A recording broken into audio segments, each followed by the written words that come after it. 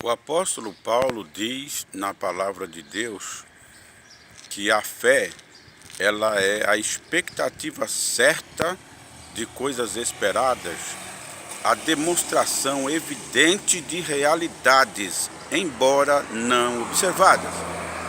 Portanto, a fé bíblica não é uma fé ingênua, acreditar por acreditar em alguma coisa, mas ela é uma fé baseada na inteligência profunda, em evidência de que algo existe.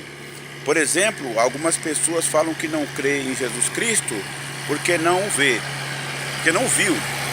Mas eles falam que acreditam em Napoleão Bonaparte, que acreditam, por exemplo, em Alexandre o Grande, um general grego, que acreditam, enfim, numa série de personagens que a história fala. Por que eles acreditam nisso? Será que eles viram? Não, porque a história comprovou a vida deles e tem evidências muito sólidas de que eles existiram. Mas, por outro lado, eu estava lendo um historiador que ele falou que as evidências de que Jesus Cristo existiu superam em muito a evidência de certos personagens da história que a maioria das pessoas acreditam como tendo existido.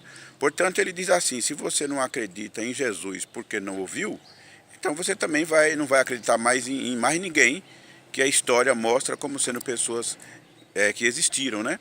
Portanto, a fé, ela é uma coisa que move você a acreditar realmente naquilo que pode se esperar. Por exemplo, Deus. Quem é que... Alguns não creem em Deus porque não o veem, mas o apóstolo Paulo foi quem disse que tudo que você vê no mundo, quando você vê uma casa bem construída, dificilmente você vai imaginar que deu um furacão ali e pegou um monte de cimento, água, tijolos, areia, e aquilo ali, quando terminou o furacão, alguém foi lá e estava uma casa lá feita. Não tem lógica uma coisa dessa.